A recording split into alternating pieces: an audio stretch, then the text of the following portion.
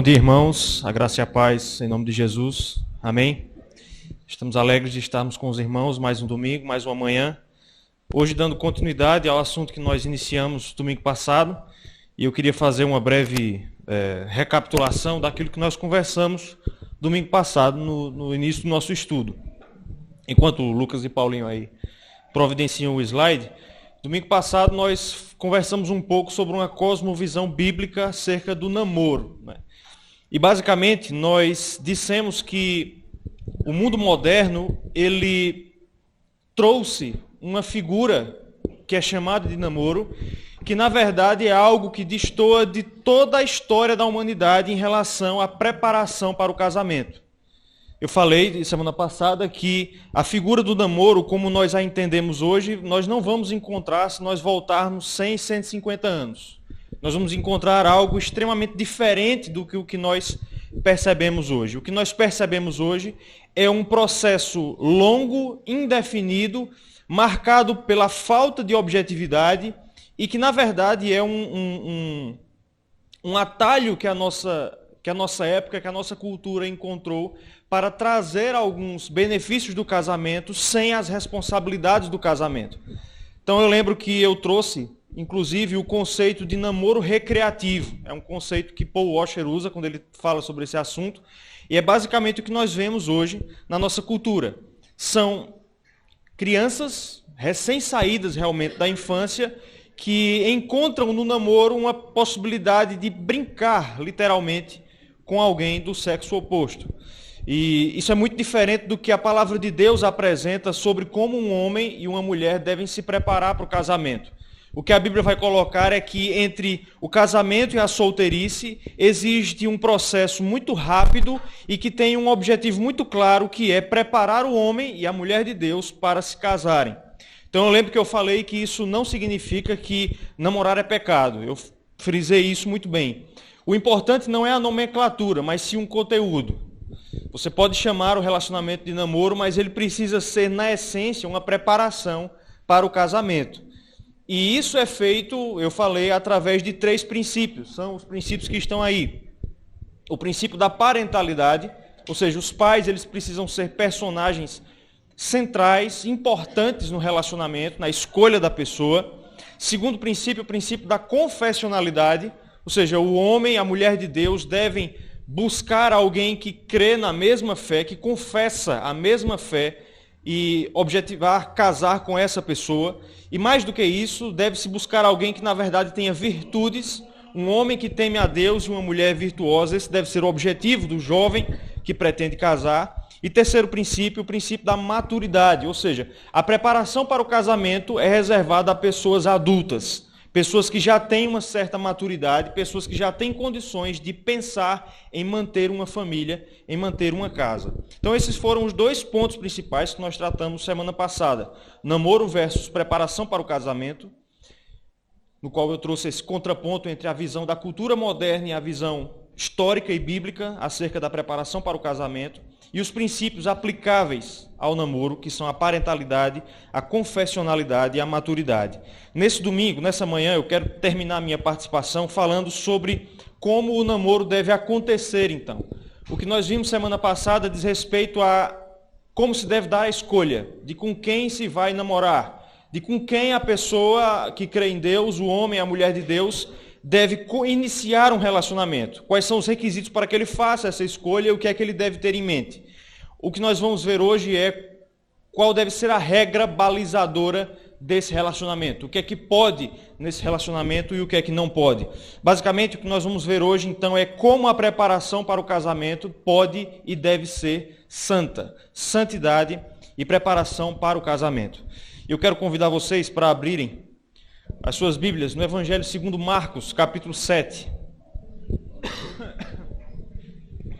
Marcos, capítulo 7, versículos de 1 a 13. Marcos, capítulo 7, versículos de 1 a 13.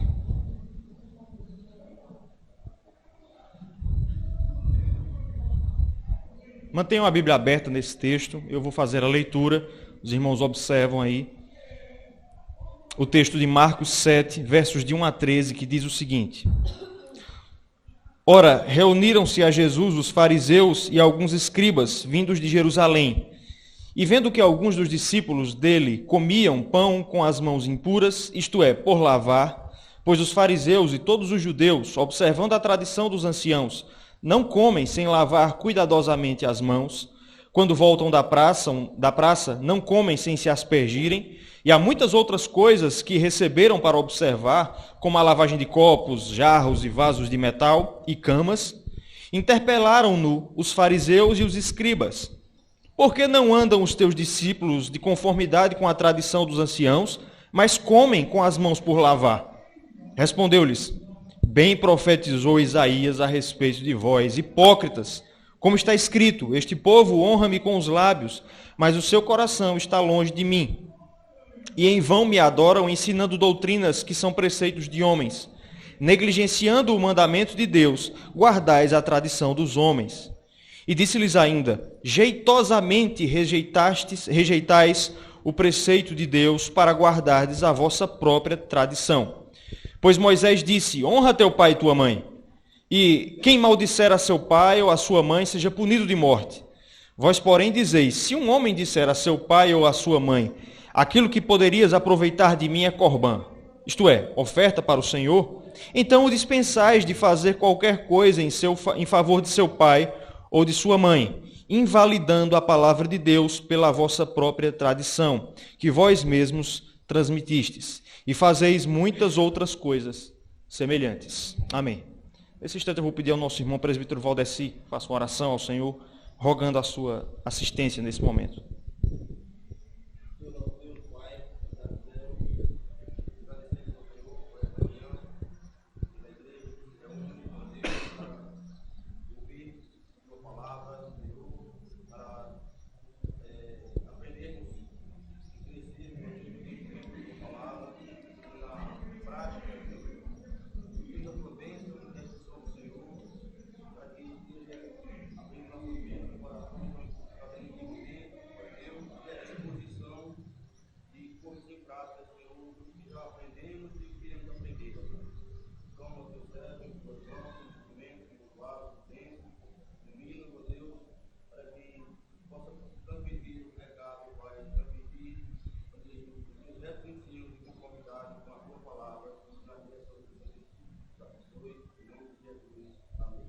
Amém. Meus irmãos, o texto que nós lemos, ele registra o momento em que os escribas e fariseus interpelam o Senhor Jesus Cristo acerca da não observação da tradição dos anciãos. O texto nos diz que os escribas e fariseus perceberam que os discípulos de Jesus não lavavam as suas mãos antes de comerem.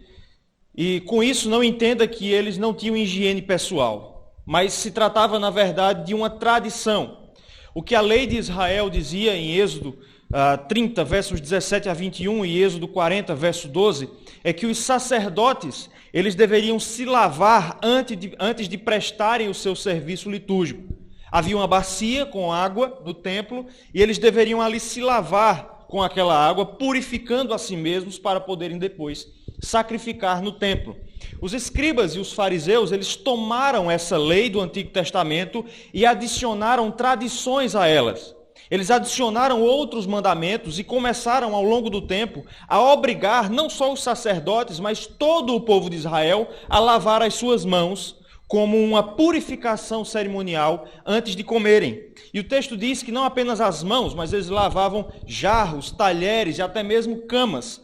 A lei não dizia isso. A lei obrigava tão somente o sacerdote a se lavar antes de oferecer o sacrifício. Mas os fariseus criaram uma tradição e adicionaram ao mandamento de Deus. E então, ao verem que os discípulos não se lavavam antes de comer, eles criticam, eles interpelam o Senhor Jesus Cristo. Olha, teus discípulos não se lavam, não guardam a tradição dos anciãos.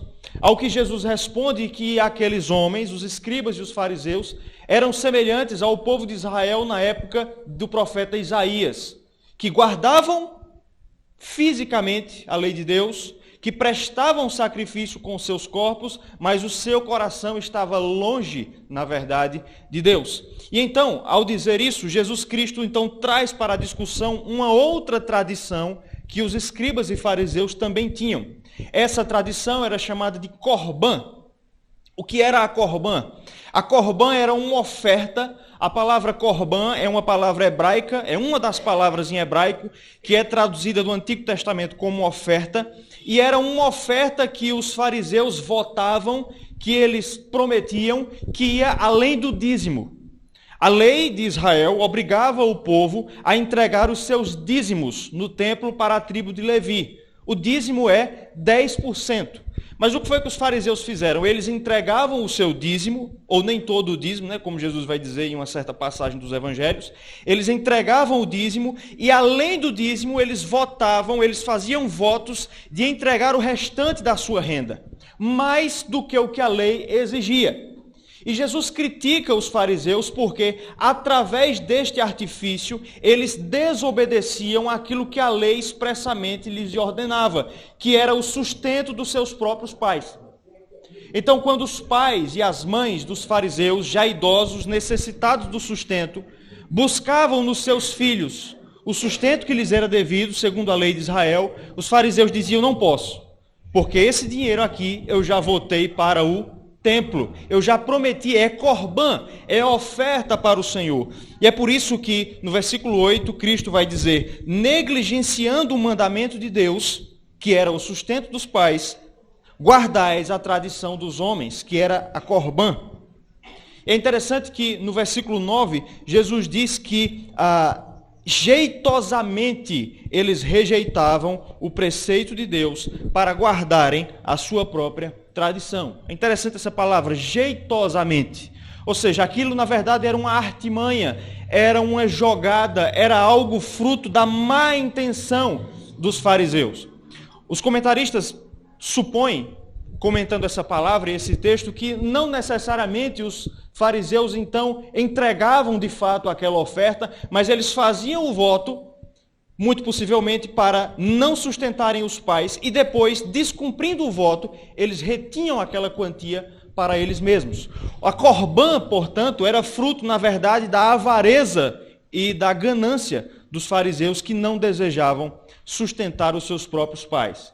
E é interessante isso, irmãos, porque esse texto, apesar de não ter, a princípio, nada a ver com o nosso tema aqui, ele estabelece um princípio e algo que nós verificamos em toda a história da humanidade, porque não apenas os fariseus, mas todos nós, e o homem de maneira geral, ele é especialista em criar corbãs, ele é especialista em criar cláusulas de exceção para desobedecer a Deus. A corbã era isso. Era uma forma bonita que dava uma aparência de legitimidade, mas na verdade ela escondia por baixo dela a vontade dos fariseus de desobedecerem o Senhor. E muitas vezes é assim que nós agimos. Nós temos o desejo de desobedecer a Deus, e para que isso não fique muito feio, para que não fique muito escandaloso, nós criamos corbãs, cláusulas de exceção que não estão na Escritura, mas que são frutos da nossa tradição. Mas que, na verdade, são apenas formas jeitosas que a nossa cultura criou de desobedecer a Deus. E por que eu estou dizendo isso?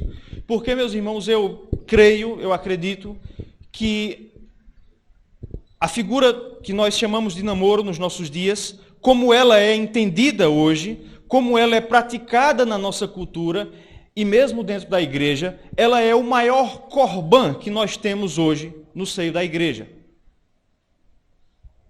O que eu estou querendo dizer com isso é que, na prática, na grande maioria dos casos, a figura chamada de namoro nada mais é, na verdade, do que um corbã, uma cláusula de exceção que nós criamos com a cultura para permitir, para tornar legítimo, para dar um ar de normalidade àquilo que, na verdade, é transgressão da palavra de Deus. E assim nós, jeitosamente guardando a nossa tradição, chamada de namoro, rejeitamos o mandamento de Deus. Então eu quero, nessa introdução, provar isso, que a nossa cultura, na verdade, criou um corbã, criou uma cláusula de exceção para desobedecer a Deus. Pode passar aí o próximo slide, Paulinho. Bom, a primeira coisa que nós temos que entender, então, é que a Bíblia somente assume duas posições de um homem para com a mulher e vice-versa. Só há duas posições: casado e a outra não casado. Eu falei aqui semana passada e vou repetir agora, nós não encontramos a figura que nós chamamos de namoro nas Escrituras. Não existe isso. Isso não significa dizer que ela é necessariamente pecaminosa, como eu falei semana passada, mas é um fato. A Bíblia só assume duas posições. Ou você é casado com a pessoa, ou você não é casado. Não há estados intermediários nessa questão. E esse é o problema.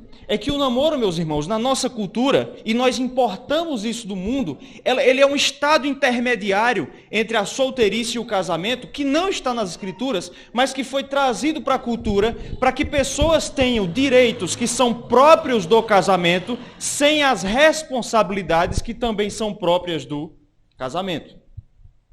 Percebe como nós criamos uma corbã, uma cláusula de exceção para desobedecer a Deus? Então, qual a diferença entre a condição de casado e não casado na Escritura? Bom, para os casados, o que a Bíblia diz é que existe entre eles liberdade para a intimidade. O que a Bíblia diz é que quando um homem se casa com uma mulher, eles se tornam uma carne com ela.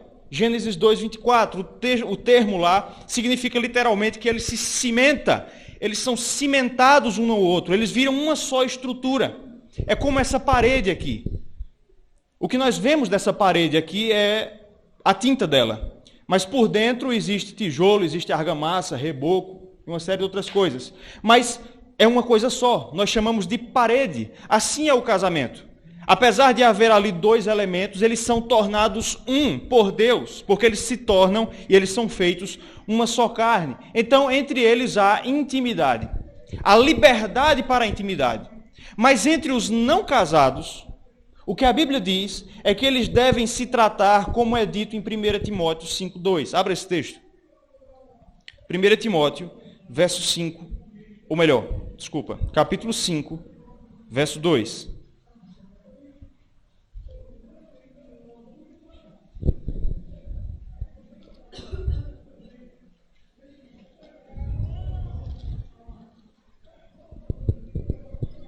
Primeira Timóteo 5, 1 e 2. Vou ler os versos 1 e 2. Paulo está exortando o jovem pastor Timóteo sobre como ele deveria tratar com as diversas classes de pessoas na igreja. Então ele diz: não repreendas ao homem idoso, antes exorta-o como a pai, aos moços como a irmãs, às mulheres idosas como a mães, às moças como a irmãs, com toda pureza. As moças como a irmãs, com toda pureza. Ele era um jovem pastor quando a carta é escrita, muito provavelmente solteiro, e Paulo reconhece então os cuidados que Timóteo deveria tomar em relação à sua própria santidade pessoal. E entre esses cuidados está o fato de que ele deveria tratar as moças, ou seja, as mulheres da igreja, que não eram a sua esposa, como a irmãs, com toda pureza. Agora eu quero que vocês olhem para o texto e respondam, não necessariamente audivelmente, mas que vocês respondam para si mesmos com muita sinceridade. Aonde nesse texto aparece uma cláusula de exceção dizendo, a não ser que vocês sejam namorados? Não está no texto. O que o texto diz é que pessoas não casadas devem se tratar como irmãos. Com toda pureza. O texto é muito claro.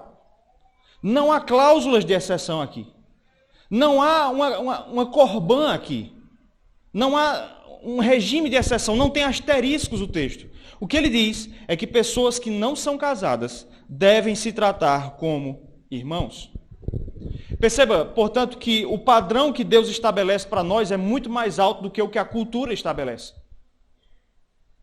Eu falei semana passada que, basicamente, a única diferença que os crentes de hoje concebem em relação ao namoro, em comparação com os ímpios, é a proibição do sexo.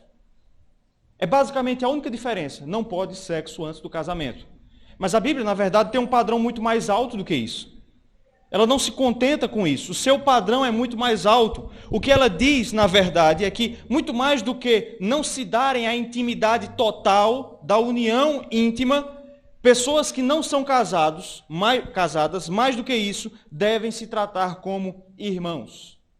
Agora, como é que nós podemos interpretar esse texto sem cair no legalismo? A solução, meus irmãos, não é nós pegarmos uma folha de papel e escrevermos isso aqui pode, isso aqui não pode, isso aqui pode, isso aqui não pode. A solução não é essa. Isso seria legalismo. Mas o texto dá uma dica e dá, na verdade, um parâmetro muito claro. No final do versículo 2. As moças como irmãs com toda pureza. O relacionamento entre qualquer pessoa dentro da igreja, e em especial entre homens e mulheres, que não sejam casados, ele deve ser balizado pela pureza, pela ausência de qualquer tipo de lascívia, pela ausência de qualquer tipo de sensualidade. É isso que o texto significa. Eu fui olhar a tradução em outras Bíblias, King James, Bíblia de Jerusalém, e é sempre o mesmo termo, com toda pureza, com toda pureza, com toda pureza. Não há cláusulas de exceção. Então nós temos aqui um critério muito claro. O critério, pode passar, Lucas ou Paulinho, é que fora do casamento, meus irmãos, ou antes dele, todo e qualquer ato que importe em excitação de desejo lascivo é pecado. E perceba que isso é mais do que simplesmente sexo. É todo e qualquer ato que importe em excitação de desejo lascivo é pecado. Porque irmãos não se excitam lascivamente. Você não sai fazendo muitas coisas que namorados fazem nos nossos dias com qualquer pessoa na rua, com qualquer irmão da igreja. Mas o que foi que nós criamos? Nós criamos uma instituição chamada namoro, onde estas coisas que a Bíblia diz que são privadas para pessoas casadas, são aceitas. O que foi que nós fizemos? Nós rejeitamos o mandamento de Deus para guardarmos o quê? A tradição dos homens. De que namorados têm que ter liberdade. Aonde está na Escritura? Jeitosamente, nós rejeitamos o mandamento de Deus para guardarmos as tradições dos homens. As intimidades, portanto, entre homem e mulher são próprias para a aliança já firmada, onde também incidem as responsabilidades entre os cônjuges. Isso é importante porque a Bíblia sempre vai apresentar esse princípio, que privilégios sempre são outorgados por responsabilidades. Não existe antecipação. Privilégios sempre são dados através de grandes responsabilidades. O texto de Lucas 12:48, apesar de não falar sobre esse tema, mas acaba sendo elucidativo, porque é onde Jesus vai dizer que a quem muito é dado, muito lhe será cobrado.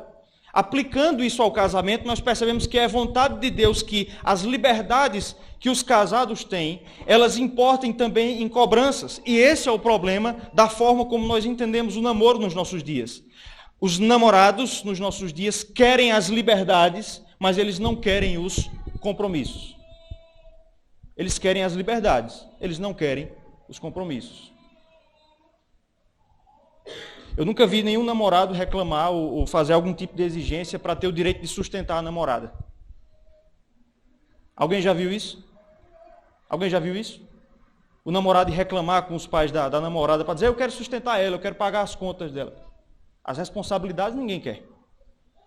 Os privilégios, a nossa cultura quer. É a síndrome da nossa cultura, ter privilégios sem ter nenhuma responsabilidade. É a perpetuação da adolescência. E é isso que nós vemos. Homens e mulheres de 30, 35, 32 anos que se comportam exatamente como adolescentes. Eles querem os privilégios da vida adulta, mas eles não querem as responsabilidades que isso traz. Então eu queria nesse ponto inicial deixar muito claro essa corbã que nós criamos e nós temos que ter, meus irmãos, muito senso crítico para perceber isso. De que nós criamos uma cláusula de exceção para desobedecer a Deus, aonde Deus diz que ela não existe. Eu vou dar um exemplo aqui comigo, para não ofender ninguém. Imagine que acontece isso comigo. Imagine que amanhã de manhã, Caio e Valdeci me encontram ali na praça, sentado, com uma mulher no meu colo, e eu estou aos beijos com ela. E não é o Islane, é outra pessoa qualquer. O que é que vai acontecer? Primeiro vão perguntar se eu enlouqueci, né? Mas qual vai ser o argumento desses meus irmãos? Eles vão dizer, Ejas, você está com uma mulher que não é a sua... Qual é a palavra que eles vão usar? Qual é, irmãos? Esposa. Eles não vão dizer, você está com uma mulher que não é a sua namorada.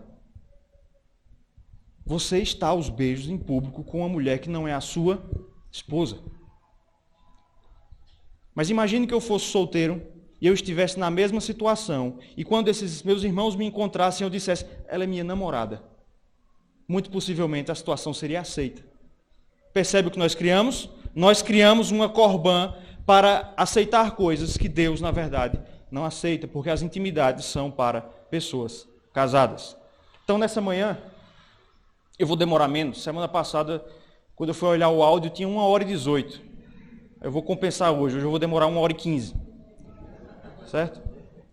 Então, nessa manhã, eu quero passar por 3 passos, nos quais nós temos muitas vezes pecado, e nas quais os jovens das nossas igrejas e no mundo têm pecado em relação a essa questão, e eu quero mostrar a vocês que a Bíblia reserva direitos apenas para os casados, nesses 3 passos, nessas 3 etapas do relacionamento entre um homem e uma mulher. Pode passar, Lucas, Jonatas, né? Lá de Campina Grande, né? Pode passar, Lucas. O primeiro passo diz respeito à questão do pensamento. Ou seja, o que a Bíblia vai nos mostrar é que os desejos lascivos do nosso pensamento, eles estão proibidos para os não casados. Alguém abra aí, por favor, em Mateus 5, 27 e 28. E outra pessoa em Jó 31, de 1 a 4. Mateus 25, 27 e 28. Jó 31, de 1 a 4. Quem achar pode ler.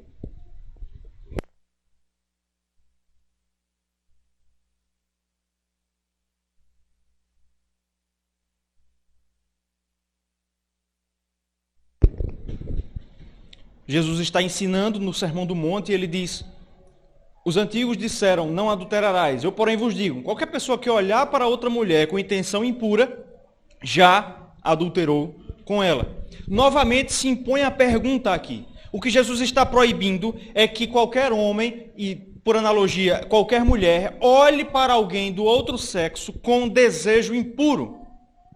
Ele proíbe que isso aconteça. Agora, a pergunta que nós temos que fazer é, aonde nesse texto aparece uma exceção, a não ser que você seja namorado da pessoa?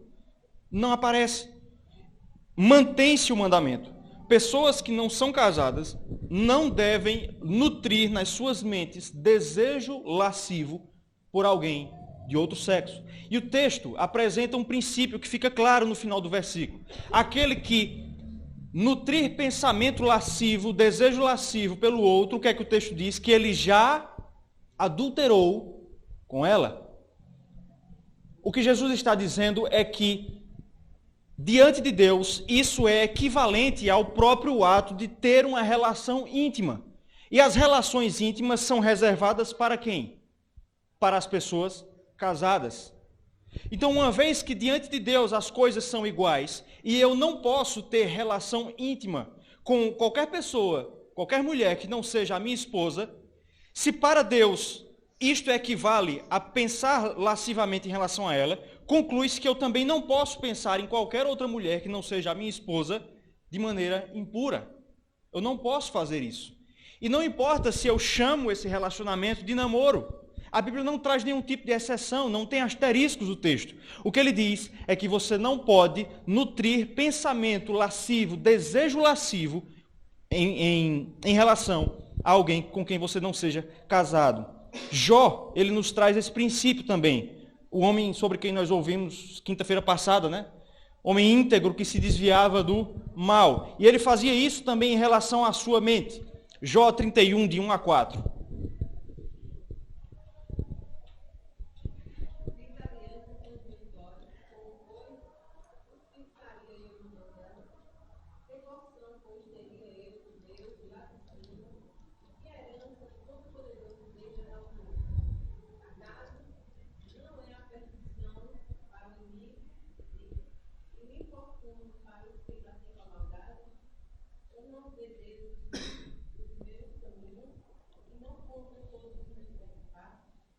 Veja que Jó fez aliança com seus olhos para não fixá-los na donzela, em qualquer mulher que não fosse a sua própria esposa. Isso não significa dizer, meus irmãos, que desejo sexual por si só seja pecado. Ele não é por si só. Tanto que ele é um dos requisitos para que o homem e a mulher concluam que eles são chamados para o casamento. Porque é óbvio que se o indivíduo tem desejo íntimo, desejo sexual, é óbvio que Deus não chamou essa pessoa para o celibato, né? Seria uma tortura eterna. Então esse é um dos sinais pelos quais nós concluímos que uma pessoa foi chamada para se casar, que ela não tem o dom do celibato. Mas há uma distância entre o desejo puro, natural, digamos assim, e o pensamento lascivo. O que a Bíblia proíbe, meus irmãos, é que nós mentalizemos qualquer tipo de imagem em relação a uma mulher, no meu caso, que não seja a minha esposa. Que você nutra pensamentos, que você nutra situações, que você maquine coisas. E é interessante que o texto que Natália leu, ele vai nos dar algumas indicações de por que Deus proíbe isso. Primeiro, porque a nossa mente, ela nos engana. O texto coloca isso. Jó, ele diz que fez aliança com os seus olhos, porque se ele desobedecesse, se ele olhasse para uma donzela de maneira impura, Deus veria aquilo. Deus vai ver isso. É o que ele diz no verso 4. Ou não vê Deus os meus caminhos e não conta todos os meus passos? O grande problema, meus irmãos, do pensamento impuro, que muitas vezes os homens, principalmente, guardam na sua cabeça, é que nós somos enganados pela falsa sensação de segredo. Nós somos enganados, de maneira muito tola, inclusive, pela falsa sensação de sigilo. Estou aqui pensando em fulaninha de tal, ninguém está vendo. A minha mente é o espaço em que eu tenho liberdade para maquinar tudo e ninguém está vendo. Só que Jó nos lembra de uma verdade que, na verdade, nós sabemos desde que nós somos crianças, de que alguém está vendo. Quem está vendo? Deus está vendo. É aquilo que Wilson Porte falou lá em Campina Grande, né? O crente nunca está sozinho. Na verdade, ninguém nunca está. Você está sempre acompanhado de 3 pessoas. O Pai, o Filho e o Espírito Santo. Eles veem a sua mente. E você não pode colocar essas coisas na sua mente. Segunda coisa que Jó coloca nesse texto é que o pensamento é o início da derrocada do homem no pecado. O versículo 3 coloca isso. Que o pensamento, os olhos fixados na donzela, é a perdição para o iníquo e o infortúnio para os que praticam a maldade.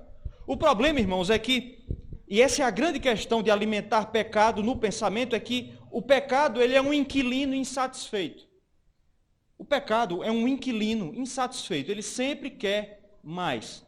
Ele sempre quer mais. Essa é a questão. O pecado não vai ficar satisfeito em habitar somente a sua mente. Isso vale tanto em relação à questão da fornicação, como em relação ao adultério. Começa no pensamento, irmãos. Começa em nós guardarmos na nossa mente e imaginarmos situações. Começa a gente dizer assim, não, eu não quero fazer isso, eu não vou fazer isso, não vou ser infiel, não vou cair. Mas se fosse, como seria? Deixa eu imaginar aqui como seria. Em que situação seria? Como é que ninguém descobriria? Começa assim. O pecado começa tomando as nossas mentes e ele se alarga. E daqui a pouco ele está naquilo que nós falamos e depois no que nós fazemos. John Piper tem um texto escrito numa revistinha antiga que a editora Fiel tinha. E ele num texto sobre a questão da lascívia, ele diz, olha, você tem 5 segundos para rejeitar o pensamento. Você tem 5 segundos. Se você demorar mais do que 5 segundos naquele pensamento, você vai cair em um nível mais profundo do pecado. Inclusive no texto ele sugere que você, se possível, repila. Deve ser isso, né? O pensamento, se possível, de maneira audível. Ele diz no texto, diga não. E se possível, fale mesmo, literalmente, ainda que quem esteja perto pense que você enlouqueceu, do nada o cara, não! Mas diga, retire o pensamento impuro da sua mente, porque ele é um inquilino que não é satisfeito, ele vai procurar mais espaço. O casamento, meus irmãos, até abrindo aqui a questão um pouco mais, uma das muitas bênçãos que ele traz é exatamente que ele nos ajuda nessa questão, em especial a questão dos homens. O homem, ele é muito afetado por aquilo que ele vê. E no dia a dia, no trabalho, a gente muitas vezes vê coisas que nós não queríamos ver. Porque hoje, sair na rua está uma coisa muito complicada para qualquer homem, qualquer mulher também, que deseja viver uma vida reta. Porque você é muitas vezes obrigado a ver cenas, a ver coisas, por causa das vestimentas dos nossos dias, que você não queria ver. E aquilo se aloja na sua mente.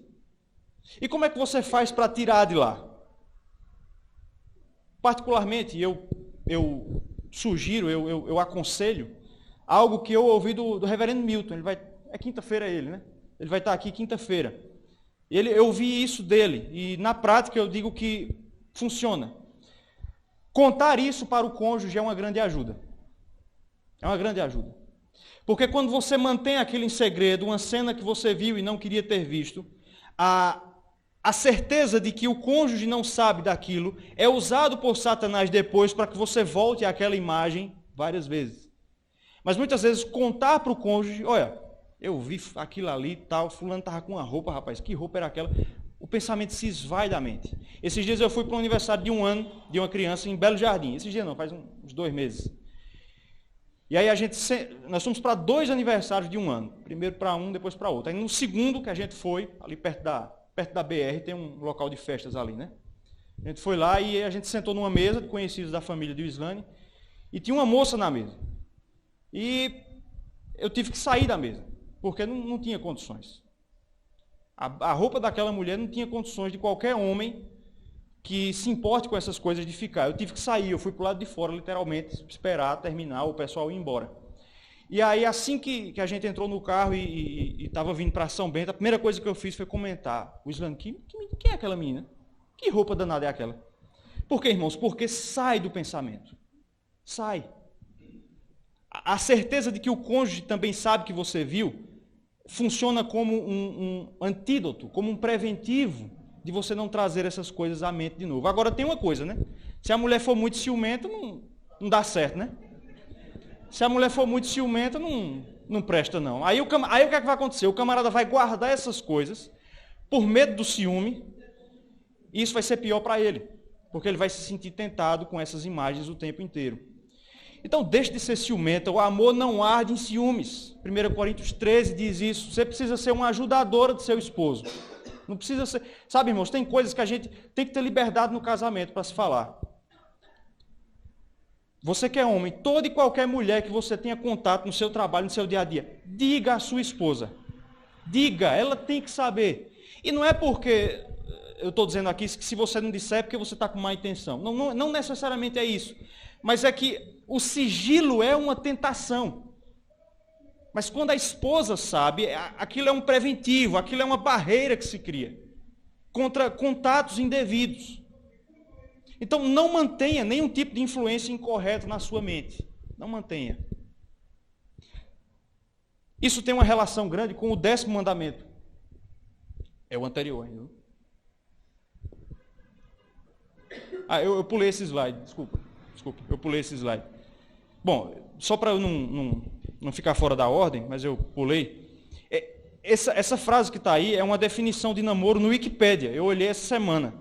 E veja o que é dito, o namoro é uma instituição de relacionamento interpessoal não moderna, que tem como função a concretização do sentimental ou do ato sexual entre duas pessoas em troca de conhecimentos e uma vivência com um grau de comprometimento inferior ao matrimônio. Certo, que o Wikipédia qualquer um altera lá, qualquer um não, tem uns procedimentos lá, mas é público, né? É um site de pesquisas públicas. Mas ele registra bem o que as pessoas entendem por namoro na nossa época. É algo destinado ao quê? À concretização dos sentimentos e à intimidade, sem o compromisso do matrimônio. Certo? Pode passar 2 slides, um slide, desculpa. Isso, esse aí. Então, o 10º mandamento, ele nos ensina isso. O 10º mandamento diz, não cobiçarás o gado, o boi, e inclusive a mulher do teu próximo. A relação disso com o namoro é que no namoro, o indivíduo ou a indivídua ainda não é o seu esposo. E você não sabe se ele ou ela vai ser o seu esposo. E se você nutrir desejo impuro por ela ou por ele, você está desejando alguém que pode, na verdade, ser o esposo ou a mulher de outra pessoa no futuro. Então você pode estar incorrendo no pecado do 10º mandamento. Além de tudo, não é a sua esposa, não é o seu esposo. O nome de namoro não muda isso. Então você não deve desejar essa pessoa de maneira lasciva. É óbvio que o namoro e qualquer relacionamento entre um homem e uma mulher envolve algo da atração física. Não tem como desvincular disso. Mas há uma diferença entre isso e o pensar impuro e o pensar lascivo. Cantares 3:1 nos mostra que esse é um direito dos casados. Alguém abra aí em Cântico dos Cânticos, capítulo 3, verso 1.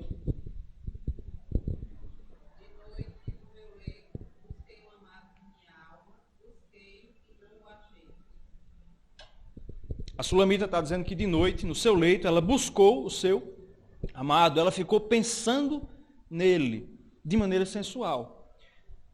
Esse texto não autoriza que namorados façam isso, porque você tem que entender o contexto de Cantares. Cantares, o contexto cultural por trás dele é um cortejo de casamento. Salomão e a Sulamita estão num cortejo rumo às núpcias, rumo a concretizarem o casamento. Eles são aquilo que na cultura judaica era chamado de desposados. Eles eram casados, mas ainda não haviam consumado a união através da núpcia. Então eles não eram namorados, eles eram, na verdade, pessoas casadas. É um livro que a gente lê muito pouco, Cântico dos Cantos, entende muito pouco. Mas Cântico dos Cânticos, ele é um quiasmo. Já ouviu falar disso? De um quiasmo? Não confunda com quiabo. É um quiasmo. Quiasmo é um tipo de literatura hebraica onde o centro do texto, a ideia fundamental do texto está no meio e as extremidades são espelhadas. Então o texto às vezes tem a estrutura de ABCBA. Entendem? O Salmo 1, por exemplo, é um quiasmo. Cantares é um quiasmo. O centro de Cantares está no capítulo 3, verso 6 até capítulo 5, verso 1. E o que é que você tem narrado ali? Você tem narrado um casamento. Salomão chega na cidade da Sulamita com o seu exército. A Sulamita também é recebida pelas virgens de Israel. É um casamento que está descrito ali. Então, eles são casados aqui. Então veja que casados têm liberdade para se desejarem.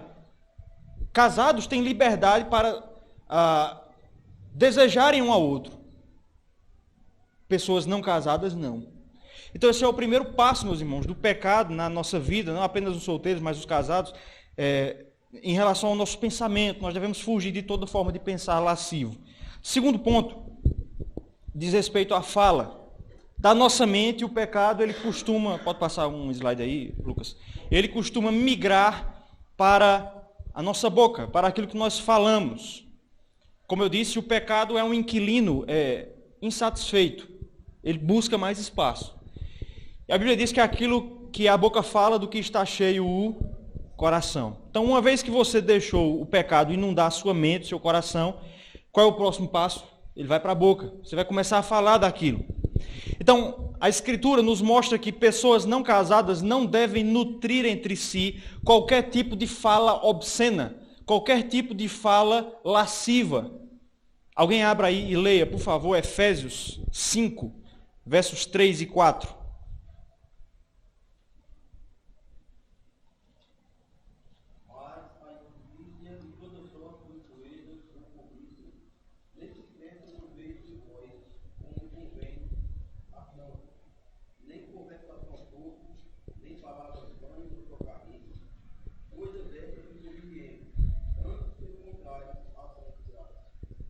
Então, Paulo está dizendo que toda sorte de impureza e de cobiça, conversação torpe, chocarrice, essas coisas não devem ser sequer nomeadas entre os santos.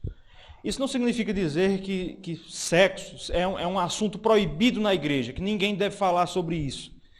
Mas o que a Bíblia proíbe é toda forma de conversação torpe, chola, jocosa, qualquer tipo de brincadeira em relação a esse assunto entre pessoas que não sejam casadas. Então, é algo que a nossa cultura também importou, e muitas pessoas têm essa ideia de que namorados podem conversar sobre as suas expectativas íntimas, sobre as suas fantasias, sobre aquilo que eles esperam. A Bíblia não diz isso. O que a Bíblia diz é que entre pessoas que não sejam casadas, não deve ser nomeada qualquer tipo de impureza, qualquer tipo de chocarrice. Outro texto, Colossenses 3, verso 8.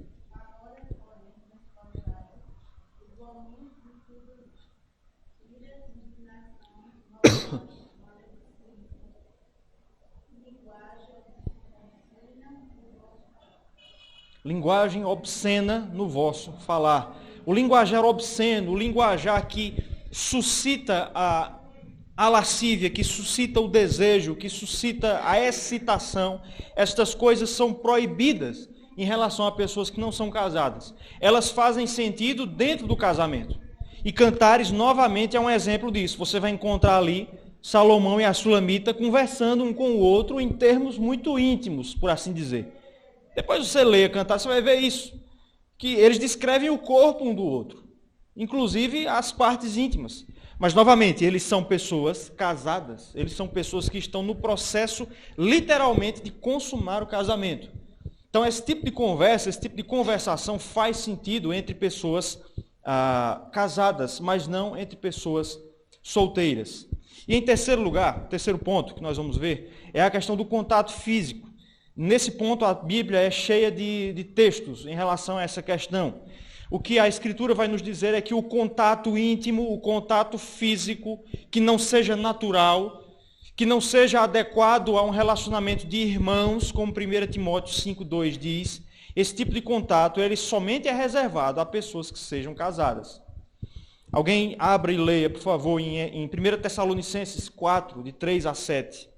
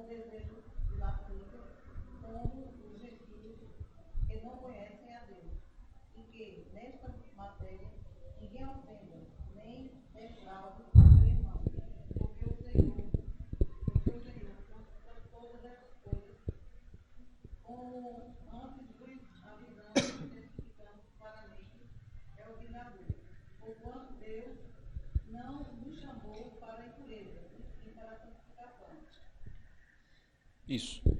Então, o apóstolo Paulo está recomendando, está ordenando aos crentes tessalonicenses que eles se abstivessem de toda forma de prostituição, no versículo 3. A palavra aí para prostituição é a palavra grega porneia, de onde vem a palavra pornografia, pornográfico, e ela é uma palavra grega que designa variadas e múltiplas formas de imoralidade. Por isso que, por exemplo, a Bíblia King James às vezes traduz a palavra como imoralidade sexual.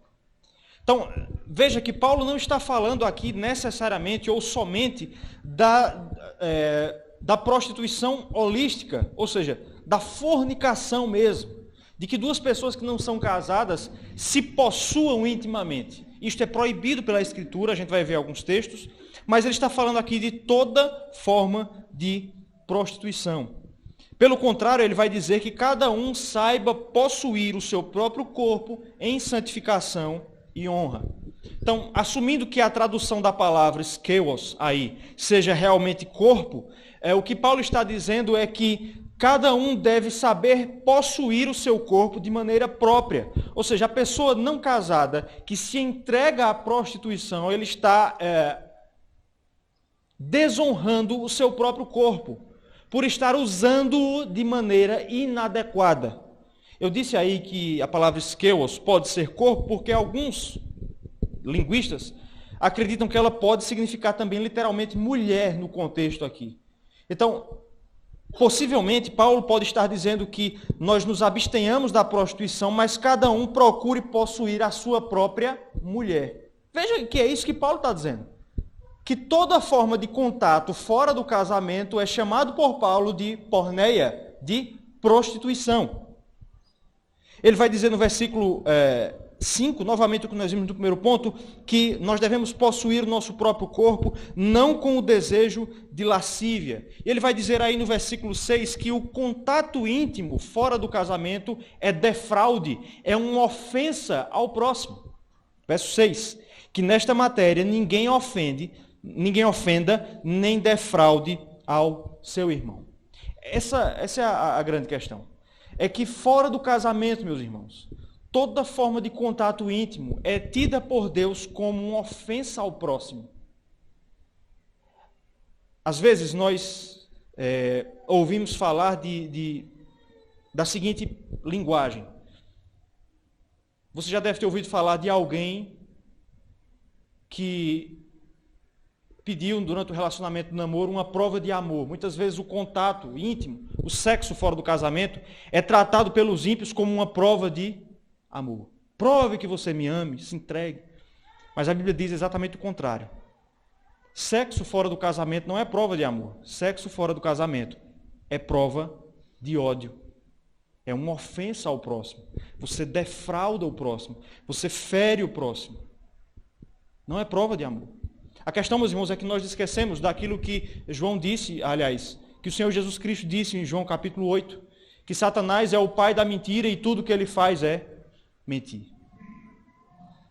E nós estamos rodeados de mentiras. De que através da desobediência à vontade de Deus, nós iremos encontrar satisfação e amor. Mas tudo que nós iremos encontrar, nos afastando do Senhor, é tão somente ofensa e defraude. Por isso, Paulo está dizendo aqui que aqueles irmãos deveriam possuir o seu corpo de maneira correta, em respeito para com o seu próximo. Ezequiel 23, versos 2 a 3, não precisa ler, é um texto bastante elucidativo sobre a questão, porque nesse texto, o profeta Ezequiel vai falar, possivelmente de maneira figurada, de maneira fictícia, sobre duas mulheres judias que haviam saído da sua terra de Israel e ido até a terra do Egito, e lá elas haviam se prostituído. Era uma figura de linguagem para representar a situação de Israel, que estava se prostituindo com os falsos deuses. E lá no texto é dito que aquelas mulheres se prostituíram porque homens que não eram seus esposos haviam tocado os seus seios. Veja que, portanto, o profeta não estava falando aqui da prostituição holística, da fornicação propriamente dita, mas toda forma de toque, toda forma de contato, toda forma de defraude, de contato íntimo entre pessoas que não são casadas é pecado. Deus chama isso de prostituição. Deus chama isso de ofensa. Deus está dizendo que se você faz isso, você ofende o seu irmão. E não importa que entre vocês considerem algo como uma prova de amor, ou que o mundo diga que é isso. Para Deus é uma ofensa. Então perceba, irmãos, que a gente não está falando aqui de qualquer coisa. Eu não estou querendo dizer com isso que namorado pegar na mão é pecado, que sentar do lado é pecado, que passar a mão por cima é pecado. Não. É o contato lascivo. É aquilo que é fora do normal. É aquilo que você não faria com um irmão. 1 Timóteo 5,2, quanto às moças, como a irmãs, com toda pureza. Você deve tratar o seu namorado com pureza, como a um irmão. Você não deve defraudá-lo. Porque esse é um direito, o direito da intimidade é um direito conferido tão somente aos casados. 1 Coríntios 7, verso 4, vai nos dizer isso. Quando Paulo diz que o corpo da mulher não pertence à mulher, mas ao esposo. E o corpo do esposo não pertence a ele mesmo, mas à esposa. Veja que Paulo está partindo do princípio de Gênesis 2:24, de que quando um homem e uma mulher se casam, eles passam a ser um só. O seu corpo já não é mais propriedade somente sua, mas é da esposa, e vice-versa. Por isso que no mesmo texto, Paulo vai dizer que homem e mulher não devem separar-se da intimidade, abster-se dos deveres íntimos, a não ser para se dedicar à oração por pouco tempo e com consentimento mútuo. Mas eles devem viver a vida da intimidade. O meu corpo não é propriamente meu, é da minha esposa. O corpo dela não é propriamente dela, é meu. Veja que há liberdade, portanto, entre os nossos corpos, mas isto somente dentro do casamento. Fora, você está se apropriando de um corpo que não é seu. Isso é furto. Não é seu. Você não tem direito sobre esse corpo. Até você assumir um compromisso público de responsabilidade sobre ele, você não tem direito sobre esse corpo. Você está tocando no que não é seu. O que a Bíblia coloca, meus irmãos, é o princípio da união. É que os direitos são conferidos a partir de uma união. E todas as vezes que nós ferimos o direito, o princípio da união, ele também vem sobre nós. Eu coloquei aí o texto de Gênesis 2:24, que eu já citei várias vezes, que diz que o homem e a mulher, quando se casam, se tornam um só. É nesse contexto que o sexo se torna legítimo. É no contexto da união. Essa é uma outra coisa que o mundo nos enganou bastante. Na perspectiva do mundo, a intimidade é simplesmente para o prazer das duas partes. Ou para o divertimento das duas partes. Não. Biblicamente falando, apesar de isso estar envolvido na união de um casal, o sexo atende a propósitos maiores do que isso. O sexo, meus irmãos, na verdade, no casamento, é uma celebração da união. Por meio da união íntima física, a realidade espiritual da união entre homem e mulher é concretizada no mundo físico. De modo que um indivíduo só pode se unir fisicamente a uma mulher e uma mulher a um homem se eles já foram espiritualmente unidos por meio do matrimônio. Percebe isso? É sempre o princípio da responsabilidade. Um privilégio somente é dado à medida em que o compromisso também é dado. Agora, o irônico em tudo isso é que mesmo quando nós, meus irmãos, desobedecemos a Deus, a gente não consegue escapar do que a palavra de Deus diz. Abra a sua Bíblia aí em 1 Coríntios 6, verso 16.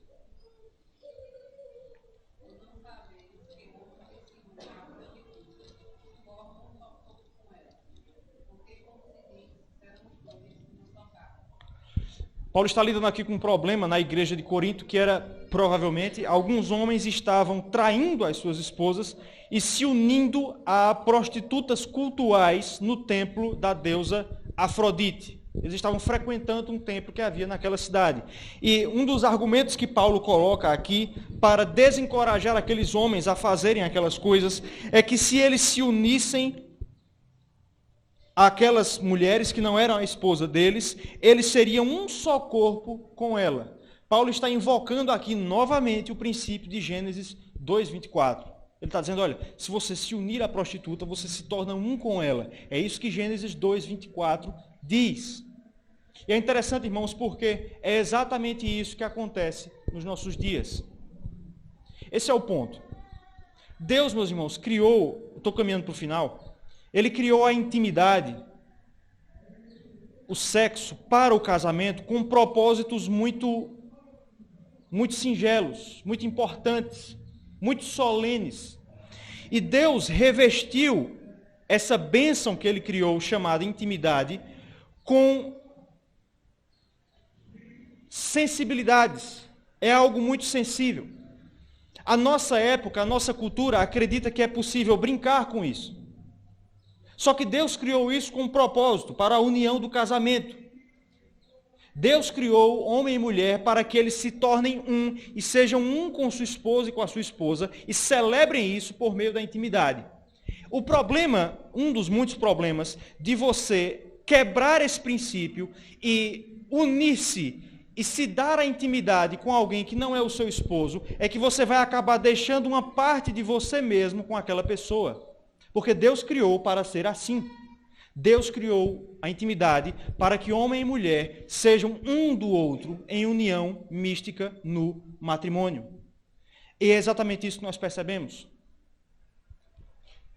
A pessoa, meus irmãos, que antes do seu casamento quebra o mandamento de Deus, que viola o seu próprio corpo, que se entrega a outros que não eram seu esposo, quando esta pessoa se casar, ela vai trazer consigo pedaços dos seus vários companheiros de antes. Porque todas as vezes que ela se uniu com alguém, aquele alguém deixou uma parte de si com a pessoa. E isso é terrível para o casamento, porque ainda que os dois, homem e mulher, estejam sozinhos no seu quarto, na sua casa, há outras pessoas ali. Na forma de lembranças, na forma de imagens, na forma de comparações. E não apenas isso, as outras pessoas com quem aquela pessoa que agora é casada se relacionou, também carregam imagens da pessoa consigo. Isso, meus irmãos, produz feridas indescritíveis. Depois a gente se pergunta por que há tantos divórcios na igreja. Depois nós nos perguntamos por que há tantos casamentos em crise. Em parte é por isso, é porque muitos de nós estamos entrando nos nossos casamentos acompanhados de outras pessoas que não deveriam estar lá. O desejo de Deus é que o homem, o jovem, a mulher de Deus, o homem de Deus, cheguem ao altar puros, limpos, sem nenhum tipo de interferência do seu passado ou de quem quer que seja. Isso muitas vezes produz, inclusive, dificuldades no seio da própria igreja. Porque quando dois membros de uma mesma igreja local entram em um relacionamento e depois isso termina, depois não dá certo, na grande maioria dos casos, todo e qualquer tipo de comunhão entre os dois fica inviabilizado. E em muitos casos, não em todos, porque eles se deram a intimidades. E veja a situação, eles agora são irmãos, apenas irmãos em Cristo, mas que se deram a intimidades, que conhecem a nudez um do outro. Há um filme coreano chamado Old Boy, no original Old Boy. Né? Não confundir com um filme de ação americano chamado Old Boy. Esse filme é um filme muito pesado, não tanto pelas cenas, mas pelo contexto, pelo roteiro, em que um homem ele passa muitos anos preso em um quarto de hotel. Ele é imobilizado, ele é sequestrado e colocado num quarto de hotel e ele passa anos preso ali sem saber por quê. E depois de muitos anos, ele já bem mais velho, ele é liberto daquele quarto. E ele começa uma jornada pela cidade, pelo país, para descobrir por que ele havia sido preso naquele quarto. E aí eu vou ter que dar spoiler do filme aqui para poder trazer a lição. Mas no final do filme, ele descobre que ele havia sido preso naquele quarto por um magnata que havia sido seu colega de classe na sua infância, na sua adolescência. E ele descobre a razão pela qual isso havia acontecido. Quando ele estava no colégio, ele havia descoberto um caso de incesto entre dois colegas de classe seus, dois irmãos gêmeos, um menino e uma menina. Ele havia descoberto esse caso e ele havia espalhado essa história. E vocês sabem bem que essas coisas no Oriente são muito valorizadas ainda hoje. E aquilo provocou uma desonra muito grande para aqueles dois irmãos. De modo que a menina se suicida diante daquela desonra, e aquele menino veio a se tornar esse magnata que, por vingança, trancou aquele rapaz em um quarto. Mas o que eu quero trazer aqui é que, no final do filme, ele se vinga ainda mais do personagem principal do filme, que havia divulgado aquele caso, mas numa das últimas cenas do filme, aquele homem que já havia se vingado, ele se mata. Ele dá um tiro na cabeça. Então os dois se mataram. O irmão e a irmã. Porque eles não conseguiram conviver com o trauma daquilo. E curiosamente, não na mesma medida, mas em alguma medida, às vezes isso acontece na própria igreja. Porque irmãos em Cristo, que não eram esposo e esposa, se deram a intimidade. Eles praticaram uma forma diferente de incesto. E depois eles morrem um para o outro, porque não tem como você ser simplesmente amigo de alguém com quem você teve intimidade. Deus não criou para isso. Deus criou para esposo e esposa. Veja, meus irmãos, que Provérbios diz que há caminhos que ao homem parecem ser caminhos de vida, mas o seu final é de morte. Eu trabalho no fórum aqui e tem coisas, irmãos, que a gente fica se perguntando como Deus permite. Tem crianças aqui em São Bento do Una de 14 anos que têm ampla experiência sexual. Ampla experiência sexual. Tem criança de 14 anos aqui que é mulher de traficante. A nossa cultura criou isso. A bandeira da liberdade sexual, levantada dos anos 60, criou isso. Criou morte. Porque é isso que o pecado produz. Hebreus 13, 14 diz que é digno de honra entre todos o leito sem mácula, o casamento e o leito sem mácula. A palavra mácula ali no original significa ferida.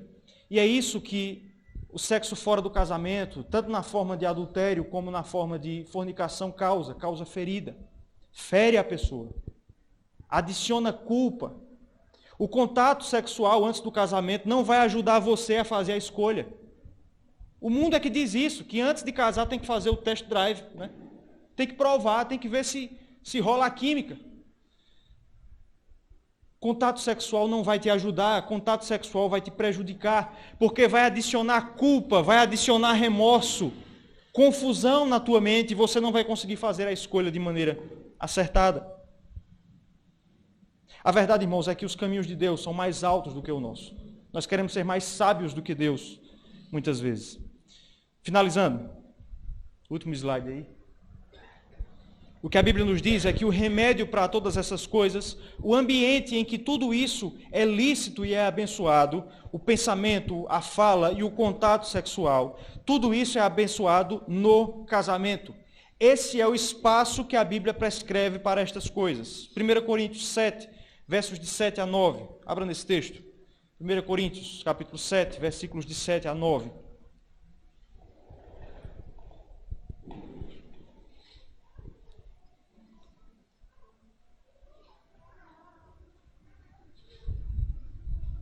Onde Paulo diz: quero que todos os homens sejam tais como também eu sou. No entanto, cada um tem de Deus o seu próprio dom. Um, na verdade, de um modo, outro de outro. E aos solteiros e viúvos digo que lhes seria bom se permanecessem no estado em que também eu vivo. Caso, porém, não se dominem, que se casem, porque é melhor casar do que viver abrasado.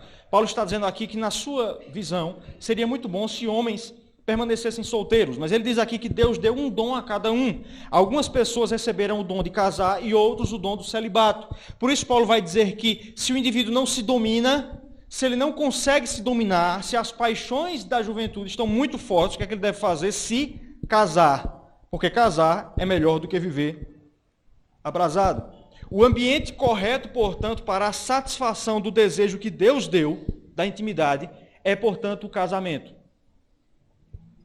A Confissão de Fé de Westminster diz que uma das finalidades do casamento é para evitar a impureza. A gente casa, entre outras coisas, é para evitar a impureza mesmo.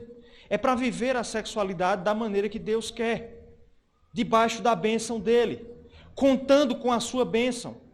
Ali não há remorso, ali não há arrependimento, ali só existe bênção, porque está debaixo da vontade de Deus. Isso nos faz pensar, irmãos, em relação à nossa vida e às nossas prioridades. Diante de tudo isso, eu acredito que os pais e as mães deveriam considerar como uma bênção, como algo de Deus, quando os seus filhos querem casar jovens. Quando seus filhos querem casar jovens. O mundo é que muitas vezes coloca essas coisas, né? Não, você primeiro tem que fazer mestrado, doutorado, pós-doutorado, você tem que atingir estabilidade financeira e resolver a sua vida financeira, aí depois, com 53 anos, você casa. Muito embora a Bíblia não diga qual é a idade certa de casar, mas ela estabelece princípios. Você precisa saber quais são as prioridades da sua vida. Não adianta ganhar o mundo e perder a sua alma. Não adianta você correr atrás de 1 milhão de objetivos profissionais e cair. Família é prioridade. A gente falou sobre isso quinta-feira, né? Conectado com o essencial. A gente precisa criar essa cultura na igreja, de jovens que querem casar cedo, para fugir da imoralidade, irmãos. E muitas vezes somos nós, os adultos, nós somos os primeiros a desencorajar isso. Aparece um jovem na igreja dizendo que está orando por um esposo. Mas já, meu filho, não. Já terminou a faculdade, já fez um mestrado, já isso, já aquilo. Irmãos, esses jovens de Deus estão buscando a santidade, eles estão buscando viver a vontade de Deus para as suas vidas. Nós deveríamos ser encorajadores disso. O casamento é o espaço que Deus criou para que o homem viva a sua intimidade de maneira santa. Finalizando, e eu acho que hoje foi menos de 1h18, mas o que é que nós podemos concluir de tudo isso? É possível que muitos de nós, irmãos, em relação ao que eu falei domingo passado e hoje também, é possível que muitos de nós, muitos mesmos de nós, tenhamos falhado em quase todas essas coisas. Sendo muito sincero, como eu fui domingo passado, eu não posso dizer a vocês que eu segui todas essas coisas na minha vida pré-marital. Eu caí em muitas e muitas e muitas delas. E isso causa consequências. Há pessoas que vão sofrer consequências graves por causa dos seus erros. Mas ainda assim a Bíblia nos traz uma mensagem de esperança, ainda que nós tenhamos errado no nosso passado. Eu acredito que nesse instante nós podemos trazer à nossa memória aquilo que Davi falou no Salmo 51, verso 17. Salmo 51, versículo 17. Sacrifícios agradáveis a Deus são o espírito quebrantado, coração compungido e contrito. Não o desprezarás, ó Deus. Não o desprezarás, ó Deus. Davi escreveu esse salmo aqui depois que ele se arrepende do seu pecado com Batseba. E ele fez muitas coisas terríveis. A começar pelo fato de que ele era um polígamo. Tinha muitas mulheres. Algo que Deus tolerou na antiga aliança, mas que não era da sua vontade. E ele fez tudo isso que nós dissemos. Ele olhou para uma mulher com intenção impura, uma mulher que também não teve lá todo esse cuidado de se recatar. Ele falou de maneira impura porque ele arquitetou com os seus generais para possuir a mulher de Urias.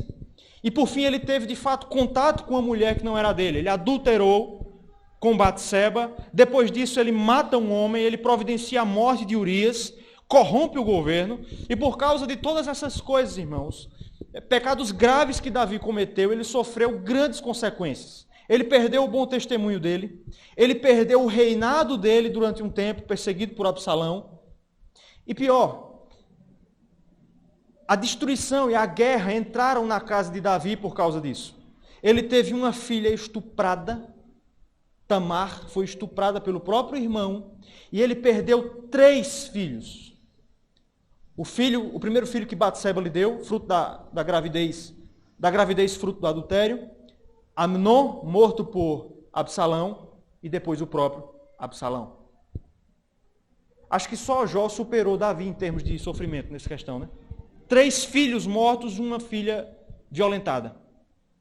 Mas do alto da sua dor, do alto do seu sofrimento e do seu arrependimento, ele diz aqui que o coração, o espírito quebrantado, o coração compungido e contrito, Deus não o despreza. Sabe, Davi conviveu o resto da vida dele com a certeza de que ele havia pecado e com as consequências do seu pecado. Nunca mais ele teve paz. Nunca mais.